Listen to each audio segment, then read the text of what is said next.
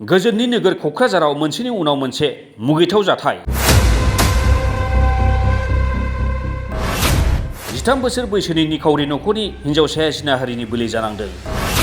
जिनाहारिनि बोलि जानांनानै हिन्जावसाया गोब्राब थासारियाव फाहामसालिनि एमाव गोग्लैनानै थानांगौ जादों।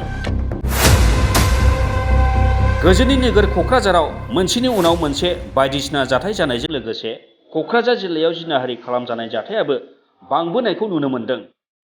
बेबायदिनो क'क्राझार जिल्लानि सालाकाथि आउटप'स्ट सिंनि गंसे गामियाव सासे 13 बोसोरनि उन्दै बर' हिन्जावसाखौ काउनिया बासा गामिनि 4 मुस्लिम हारिनि उन्दै बैसोनि हौवासाफोरा जिनाहारि खालामनाय जाथाया सोराङाव फैनाया ओनसोलाव सोमोनांनाय थासारि लाबोदों।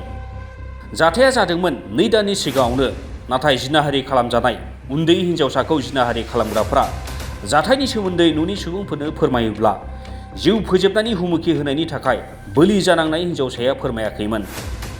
जेबो बुजिनो रोङै उन्दै बैसोनि हिन्जावसाया जिनाहारि खालामजानानै गोरबोआव थायो, नाथाय गोरबोआव थानाया गाज्रि जानानै ब्लिडिं जानायावसो नखरनि सुबुंनो फोरमायनायाव जाथाया सोराङाव फैयो।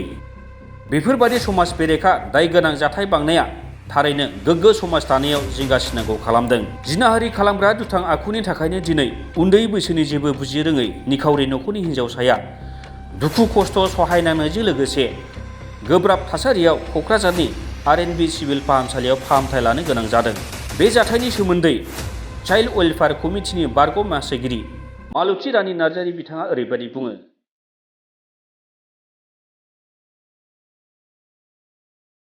क'क्राझार RNB सिभिल हस्पिटालाव दंफैयो।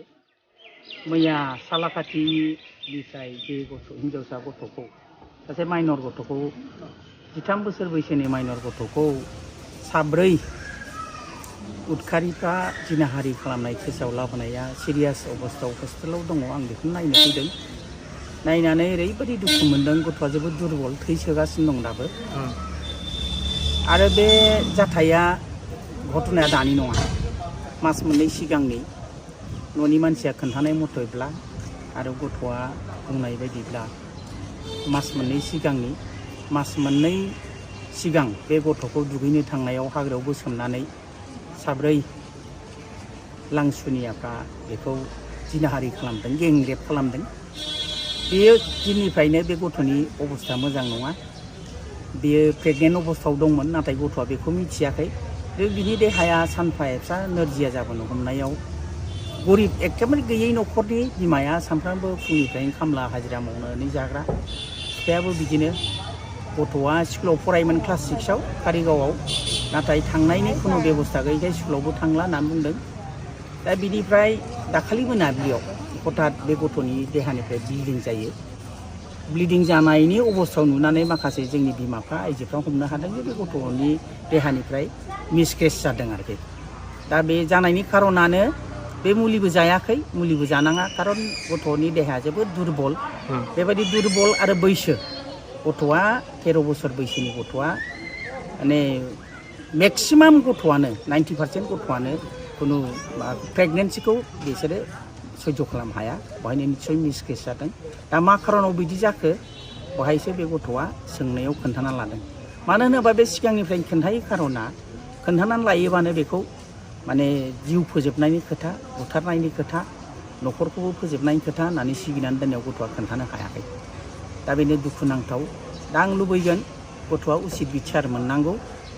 आङो मिथिदों मैया सालाकाथिनि आइसिआ मोनाबिलियाव 10ता जाबायमोन आंनो फन हरनानै बुंहरदों गथ'फोरखौ बहा दोनो। जिहेतु आं चाइल्ड वेलफेयार कमिटिनि आङो एक्स चेयारपारसन, पुलिस बिफानजों एडमिनिस्ट्रेसन जगाजग बोसोरब्रै मावलायनायखाय दाबो आं मास मोनसे जाबाय, दाबो आंखौ चेयारपारसन हिसाबै दङ सानदों, ओंखायनो कमिउनिकेसना थायो।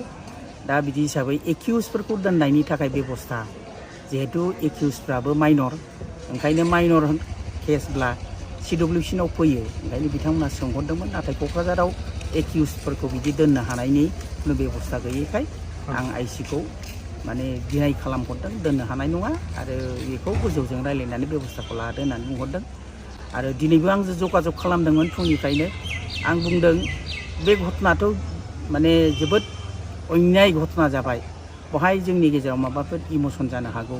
नंगौ, जुबिनेल जे एक्टनि मथे माइनरफोरना एक्यूसबाबो गिदिर साजा जाया आं बेखौ मिथिगौ आयेनगत भाबै नाथाय परिस्थितिखौ नायनानै थाबैनो जुदि एक्यूसफोरखौ जुदि माइनर गथ'नि सासेखौ 11 बोसोर सानैखौ 13, 14 होननानै बुंदों माइनर होननानै जुदि बिसोरखौ गामियाव थाब सोफैलायनाय जायोब्ला माने आननेसेसारि माखासे जों लुबैयै बायदि घटना जानो हागौ गतिके प्रशासना बिनि सायाव बेबस्था लानांगौ होननानै आं बिथांखौबो बुंदों आरो आं दाबो बुंनो लुबैगोन आरो बे हिन्जावसाया जे जाजमेन्टखौ मोननांगौ मोनखानांगोन आरो मोनगोन चाइल्ड वेलफेयार कमिटिया बिनि थाखाय अरायबो दङ आरो बहाय ट्राइबेल एट्रसिटि एक्टनि आन्दाराव केसा रेजिस्टार जानांगौ केसा जिहेतु ट्राइबेल गथ' आरो ओरैबायदि उन्दै गथ' एखेबारे इनोसेन्ट जेबो मिथिया दा बेयो ट्राइबेल एट्रसिटि एक्टनि आन्दाराव बिनि बिसारा जाथारनांगौ आरोखि